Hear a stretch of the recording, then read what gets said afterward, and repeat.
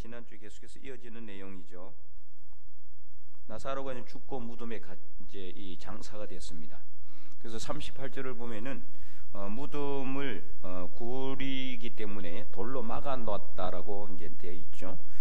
이제 지난주도 말씀을 드렸지만은 유대인들의 그 장례 풍습은 우리처럼 이렇게 땅을 파서 매장하는 그런 이제 이 장례 풍습이 아니고 돌 같은 이제 그 바위 같은 곳에 이게 당시 이제 중동 지역은 단단한 바위가 아니라 하강성 같은 것이기 때문에 이게 쉽게 파져요.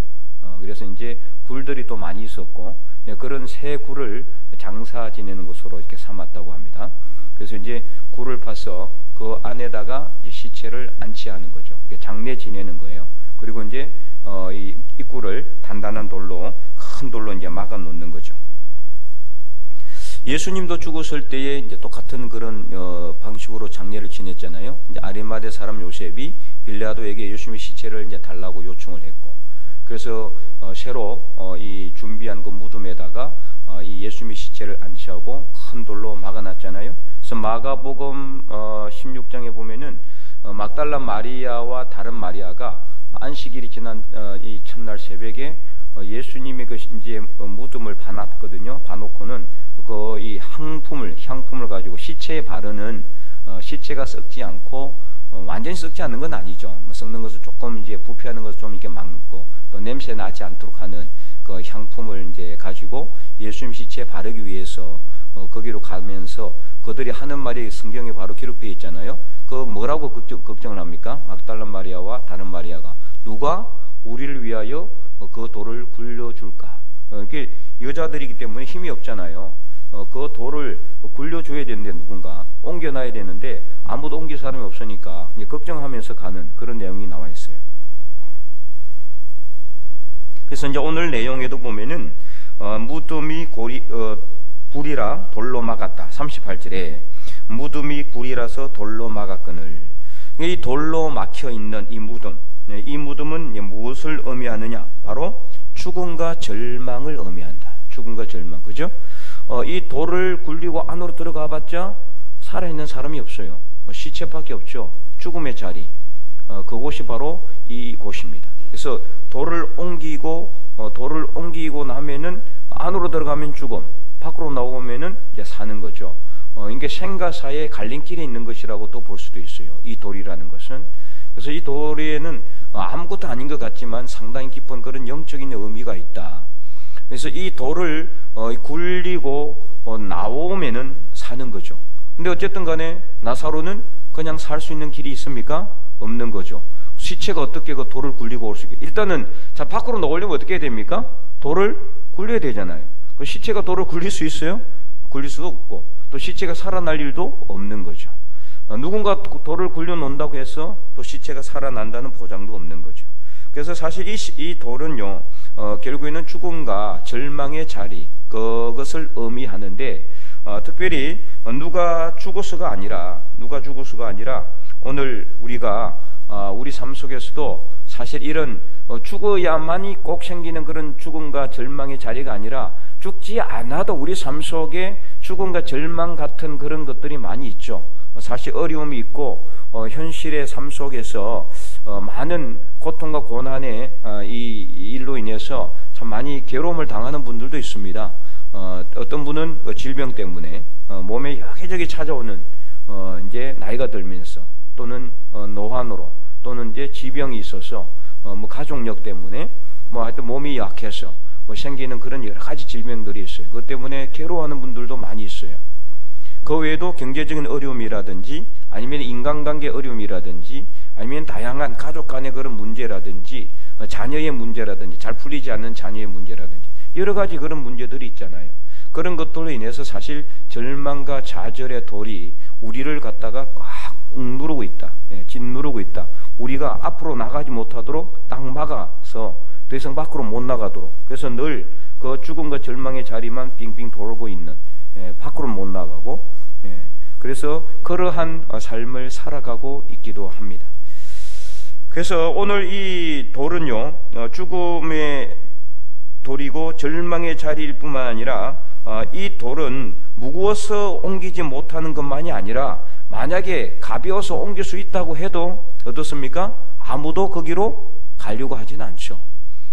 누가 거기 돌을 옮겨놓고 뭐 거기 안에가 넉넉하고 안락하니까 그 안에 들어가서 뭐 이렇게 쉴 수 있는 것도 아니고, 그죠? 아무도 거기는 가려고 하진 않죠. 근처도 안 가려고 하죠. 무덤이 있는 곳인데 무덤 있는 곳을 누가 좋아합니까? 아무도 좋아하지는 않잖아요. 제가 어렸을 때 이제 시골이라서 이 멀리 한 4km 정도 떨어진 이 초등학교를 이제 다녔는데요. 이렇게 산 넘고 물 걷는 건 아니고 이렇게 이제 좀 약간 이제 좀 산길도 있고 네, 그랬어요. 그런데 하루는 이제 그 지나가는 그 이제 그 이 길에 이렇게 두 갈래 길이 있거든요. 산 밑에 쪽으로 가는 길이 있고 좀 중턱을 가로질러서 가는. 중턱을 가로질러서 가면 좀 빨리 가요. 길도 좀 넓고. 근데 거기는 중간에 딱 중간 정도에 올라온 이렇게 길 중턱, 산 중턱 정도에 보면 바로 옆에 뭐가 있느냐? 뭐가 있었을까요? 무덤이 있었어요. 무덤이. 네. 보통 뭐 그런 데 보면 시골 같은 데 보면은 뭐 이제 그 이 공동 묘지도 있는 경우도 있고, 보통 보면은 뭐 이름 모를 묘지들도 있고, 또 때로는 또 막 반듯하게 해놓은 묘지들도 아주 들어 보여요. 그래서 친구들이랑 가다가 그 무덤 옆에 앉아가지고 놀이도 하고 막 거기서 앉아서 쉬기도 하고 그랬거든요. 근데 한 군데 가는 그곳에는 이제 약간 어석해요. 나무도 좀 많고 무덤이 살짝 그 봉분이 보이고, 평소에는 전혀 거기에 대해서 인식을 하지 못했는데, 그날은 친구들하고 놀다가 늦게 어석해가지고 밤이 어석한 거예요. 길도 잘 안 보이는 게 어둑해서. 그런데 거기를 딱 오는데 순간적으로 누가 나를 쫓아오는 것 같은, 누가 나를 잡아당기는 것 같은 그걸 느꼈어요. 야, 발이 진짜 안 떨어지는 거예요. 발이 안 떨어져. 식은땀이 막 줄줄 흐르고, 그 다음부터는 이제 거기를 지나갈 때는 거기로 안 지나갔어요. 좀 안 좋은 길로 거기로 갈 수밖에 없었어요. 야, 이게 무덤이 이제 그런 곳이었어요. 아무도 이제 처음에는 몰랐는데 나중에 그걸 한번 느끼고 나니까 트라우마 같은 게 뭐 지금 뭐 없어졌지만은 그때는 약간 그런 게 있었던 것 같아요. 한번 그렇게 어린 나이에 경험을 하고 나니까 그 다음에는 무덤은 별로 안 지나가고 싶은, 무덤가에는 별로 가고 싶지 않는 그런 어떤 사실 그 이제 죽음과 절망의 자리 아닙니까? 그곳에 이제 가고 싶은 사람은 있지는 않을 것 같아요.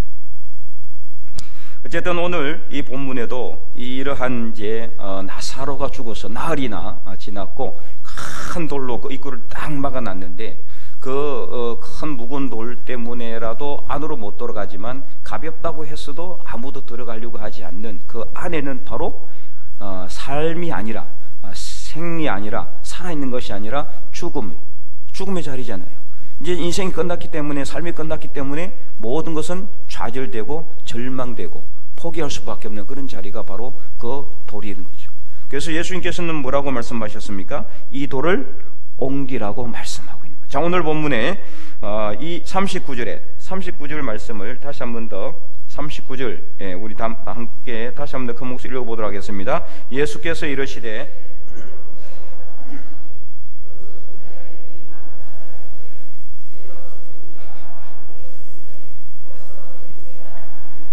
아멘. 돌을 옮겨 놓으라. 예수님께서 말씀하셨어요. 돌을 옮겨 놓으라. 자, 이 한마디는 오늘 바로 저와 여러분에게 하시는 말씀이에요. 너희의, 우리의 삶 속에 있는 조금이라도 힘들고 어려운, 조금이라도 우리를 절망하게 하고, 우리로 하여금 움츠러들게 하고, 우리로 하여금 뒤로 물러가게 하고, 우리로 하여금 앞으로 나가지 못하게 하는 그런 죽음의 돌, 그 돌을 옮겨 놓으라고 말씀하고 있는 거죠. 그래서 돌을 옮겨 놓으라고 말씀하셨고, 돌을 옮겨 놓으니까 지금 돌을 옮겨 놓을 생각을 하고 있어요, 없어요? 못하는 거죠. 상식적으로는 이해가 안 되지 않습니까? 왜 이렇게 죽은 지 나흘이나 지났는데 시체가 썩는 냄새까지 나는 그 돌을 왜 옮겨 놓으라고 할까요? 이성적으로는 우리가 이해할 수가 없는 거예요. 그래서 우리가 이 신앙의 길을 가는 데 있어서 우리 삶 속에 이런 여러 가지 절망적이고 부정적이고 좋지 않은 그런 돌 같은 것들이 우리를 오랫동안, 너무 오랫동안 짓누르고 있기 때문에 아예 처음부터 자포자기하는 거예요. 안 될 거야. 해도 안 돼. 여러 번 실패했기 때문에 더 이상 안 된다고 생각하고, 더 이상 일어날 수 없다고 생각하고, 앞으로 못 나간다고 생각하는 거죠. 그래서 지금 마르다도 뭐라고 말합니까? 주여, 죽은 지가 벌써 나흘이나 되었습니다. 이해 못하는 거죠. 이래서는 안 됩니다. 이거 아니에요, 그죠? 방금 막까지 마르다는 어땠습니까? 내가 나를 믿느냐, 내 오라비가 다시 살아날 것을 믿느냐 했을 때 마르다가 뭐라고 했습니까?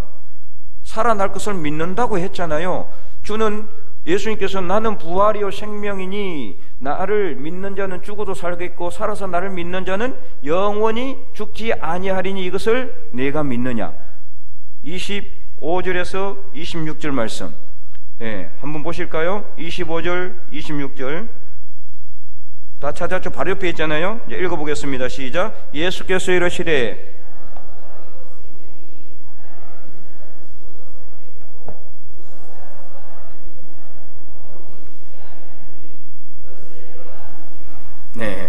여러분 믿습니까? 그래서 27절에 마르다가 뭐라고 대답합니까? 27절 읽겠습니다. 이르되 주여 그러하외다. 주는 그리스도시요 세상에 오시는 하나님의 아들이신 줄 내가 믿나이다. 이래 놓고는 지금 마르다는 뭐라고 이야기하고 있습니까? 주여 죽은 지 나흘이나 지났습니다. 더 이상 하지 마시죠. 다 끝났습니다.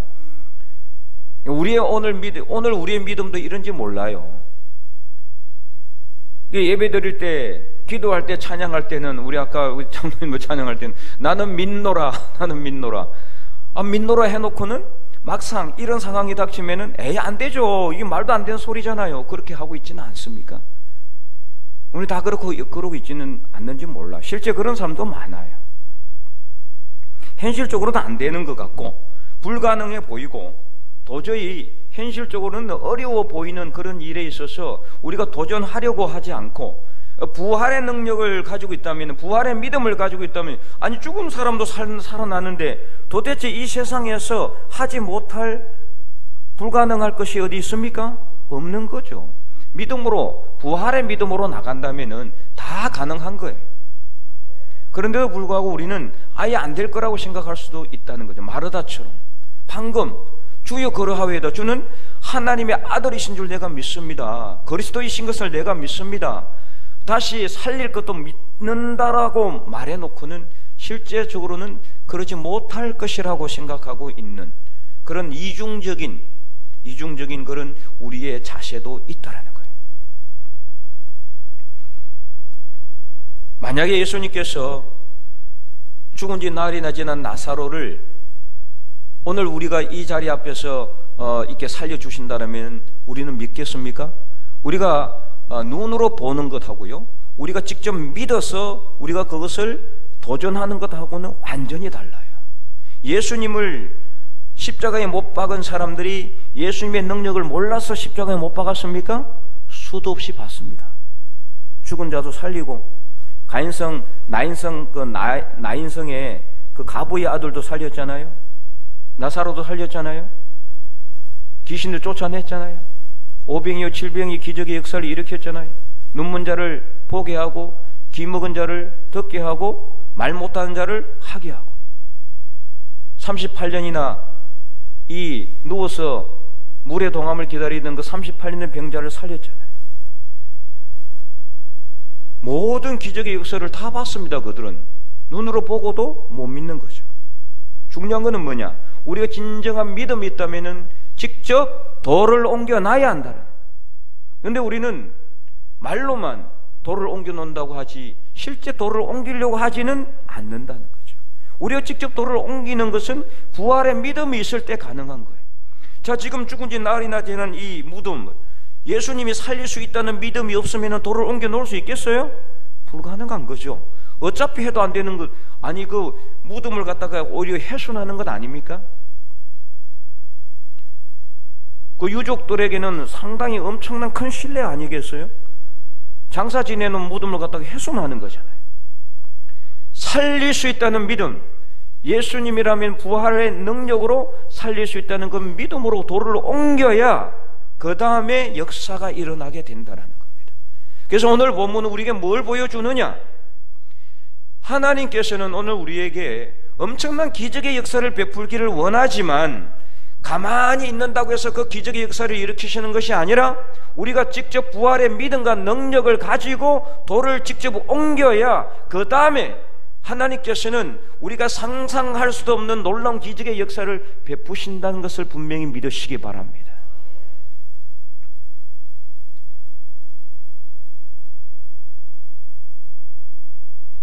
얼마 전에 이제 수능 시험이 끝나지 않았습니까? 물론 한 달 정도 됐나요? 11월 달에 봤으니까. 그 수능 시험 공부하는 학생들이 막 믿음이 너무나 출중해가지고 열심히 새벽부터 기도하고 밤늦게까지 기도는 하면서도 공부는 한자도 하지 않고 좋은 성적을 기다린다면은 과연 좋은 성적을 받을 수 있습니까? 없습니까? 절대로 받을 수가 없어요. 기적이 진짜 그야말로 그냥 완전 특별 케이스를 통해서 기적의 역사가 일어나지 않고는 불가능한 거죠. 기도하고 뭐 해야 됩니까? 공부해야 되죠. 예수님께서 기도에 대한 교훈을 가르치면서 뭐라고 말씀하셨습니까? 문을 두드리라고 했어요. 먼저 구하고 그 다음에 어떻게 하라고 그랬어요? 찾고, 구하고 찾고 그 다음에 두드리라. 구하기만 하고 귀야 구하기만 하고 아무것도 하지 않고는 누워있으면 사과가 떨어집니까 위에서? 절대로 그렇지 않습니다. 기도하고 그리고 적극적으로 우리가 그 기도에 응답을 받기까지 정말 피나는 눈물의 훈련에 그 반복의 연습을 해야 돼요. 열심히 장사하는 사람이 열심히 기도만 하고 전혀 장사도 하지 않으면은 어떻게 됩니까? 한 달란트 남기지도 못하고 땅에 묻어놓은 사람과 같은 꼴이 되지 않겠어요? 열심히 우리가 하나님 앞에 말씀으로만 기도로만 나가고 실제로 우리가 행동하지 않는다면은 그 믿음은 죽은 것이라고 야고보 사도는 말했어요. 그래서 돌을 옮겨 놓는 이 엄청난 그 행위가 있어야 된다. 돌을 옮겨 놓는다는 엄청난 이 고된 그런 우리에게 노력이 있어야 된다는 거죠. 하나님 함께 하실 줄 믿습니다 하고는 누워가지고 이불 덮고 누워있으면은 그 기도가 응답이 됩니까? 새벽에 추워도 이 자리에 나와서 부르짖어 기도하는 것, 멀리 있는 사람은 나오기 힘들지만 이 수요 저녁에도 지금 온도가 막 영하 4도 5도까지 떨어지는 이 추운 겨울에도 나와서 하나님 앞에 예배드리고 말씀 듣고 기도하려고 몸부림치는 그러한 돌을 옮겨 놓는 연습이 필요한 거예요. 그래서 이 돌을 옮겨 놓기 위해서는 어떻게 되느냐? 오늘 여러분이 했던 것처럼 기도해야 되는 거죠. 말씀을 들어야 되는 거죠. 예배를 사모하고 하나님 앞에 바로 서야 되는 거죠. 바로 이러한 것들이 모여서 돌을 옮기는 역사가 일어나게 되는 줄로 믿으시기 바랍니다. 그리할 때 하나님께서는 우리 삶 속에 죽은 지 날이나 지난 나사로를 살리시는 것처럼 오늘 우리 삶 속에 아무도 상상할 수 없는 기적의 역사를 일으키신다는 것을 분명히 확신하시기 바랍니다. 그래서 돌을 옮겨 놓으라고 말씀하셨어요. 돌을 옮겨 놓자 놀란 영광의 역사가 일어났습니다. 그래서 40절에 예수께서 뭐라고 말씀하십니까? 내 말이 내가 믿으면 하나님의 영광을 보리라 하지 아니하느냐. 오늘 우리가 부활하신 예수 그리스도의 부활의 능력을 믿고 우리와 동행하시는 하나님께서 오늘 우리가 돌을 옮겨 놓을 때까지 우리에게 좋은 것을 주시기 위해서 지금 다 기다리고 있다는 사실을 깨달으시고 오늘도 열심히 기도하고 말씀을 듣고 그래서 이 돌을 조금씩 옮겨서 죽음의 자리가 아니라 생명의 자리로, 절망의 자리가 아니라 소망의 자리로 나아가는, 그래서 우리의 믿음의 자리에서 넉넉하게 승리하는 저와 여러분의 삶이 될 수 있기를 주님의 이름으로 간절히 축원드립니다.